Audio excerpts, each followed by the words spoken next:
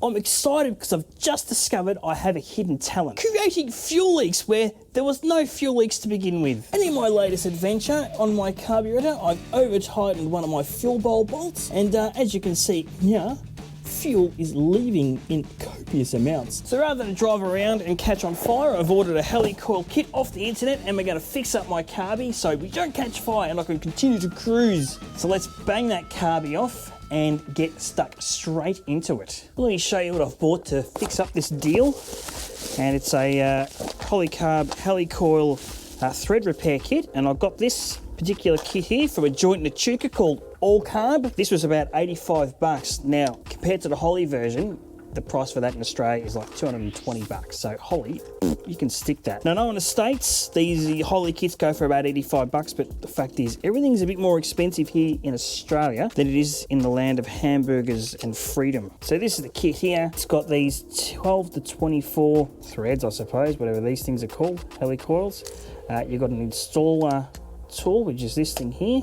You've got the tap for the to re-tap the old thingo, and they give you a drill bit, and they give you this punch as well to get rid of the bit on the end which you need to piss off once it's installed, that little tab there. So let's pull the carby apart and then apply what we know about repairing threads, which is 0, to this particular carby over here. Geez, hasn't this flexible hose paid for itself with the amount of times I've had this front fuel bowl off? You can actually see in this bolt the aluminium that's, or whatever the material is, that's in the threads of the bolt. Yeah, just going to check how sturdy all the other ones are. Because whilst I've got the kit out, I might as well redo any. I'll tell you what, they all feel a bit shit. First thing we're going to do is going to drill out the old crap, and we're going to use this specific drill bit that they've given us. Jesus. Christ, I don't like this. When you're drilling out the old helicoil, you've got to make sure you're nice and perpendicular or straight. So I've just moved everything to give myself the best, I don't know what you'd call that, positional advantage as I can. And in doing so, I've given myself a nice petrol bath in these nice new shorts. They're not new, but they're fakies. Oh, there's my Dax.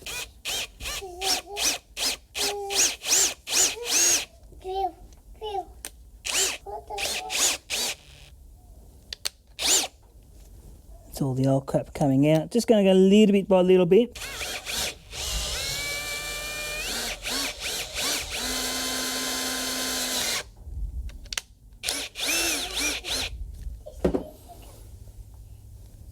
Yeah, it's the old crap coming out. That's right.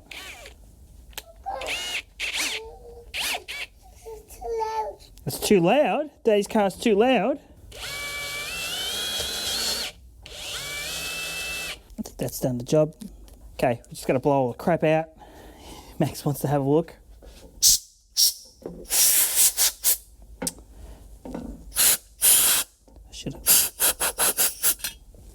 I had that covered for a reason. Check out the hole there, it's nice and clean. To give you an idea how far I drilled down, about that far. Now that that's out, we're going to tap this bit, and to do that, I'm just going to chuck it in the drill, tighten her up, and away we go. I'm not that stupid. I'm not that stupid. Of course you do it slowly. Where's my bloody machine? You knobs. I'm going to use one of these things. Now you have to have one of these things in your own toolkit. If not, go and get one because you will need it to do this job. Don't use the drill. So again, like the drill, you've got to make sure you've got enough clearance around this. I know when you watch the Holly videos, the guys have those nice kits, but I don't. I've got a bench. And you're supposed to use some oil, but I use WD-40 because all you need is a little bit of lubricant and away you go. So let's thread this bastard. And that's perpendicular, I think. Perpendicular, my little parrot, little buddy down there.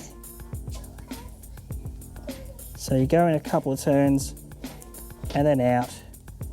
I always do that. I don't know how you thread your holes, but I always kind of go slowly, like you take a couple of bites and then you back her out.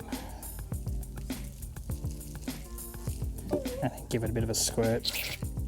Clean out on your crap. that overkill for WD-40? I don't think you can ever have enough WD-40. Whatever the task you're doing that requires it, never use just a little bit. Always pile it in. That's bottomed out, so I'm going to take this out now. Oh, bless you. Oh, buddy. And then we'll blow out all the steel using compressed air, and then it's time to thread the new helicoil. Oh, nice clean thread. Look at that.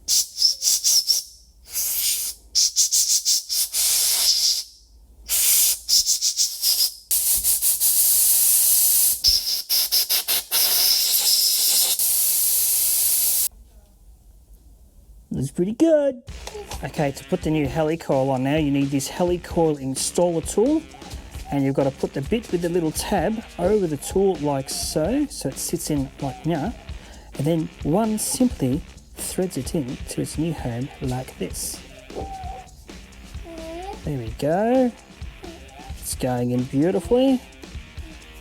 And once it sort of bottoms out like that, we have to get rid of the tab at the bottom of it, so you're also provided with this handy little punch which you can put through here and punch that bit out, and it's supposed to come out quite easily, and I'm going to use my shifter as the punch. There we go. Bob's your uncle. But we have to blow that little bit out, so where's my compressed air? Nothing left in there, so let's give it a quick test. Oh yes. Look at that. As cool as you like, it goes in and out. Before buttoning up, just give it one last.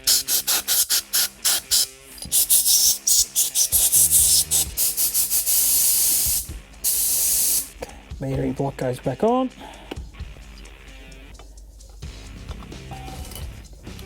Just going to do on finger tight. Cross pattern.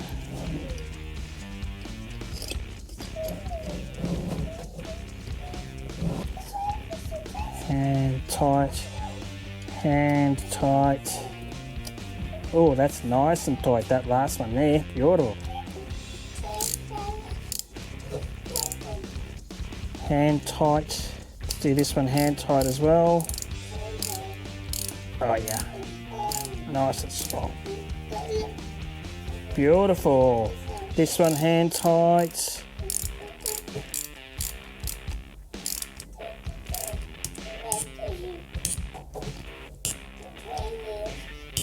That's pretty good. And then the last one. Hand tight. So look, I could go more on that one and more on that one and more on that one, but it feels like if I do, I'll end up in the same position. But if I did do that, I've got the right tools to fix the job up.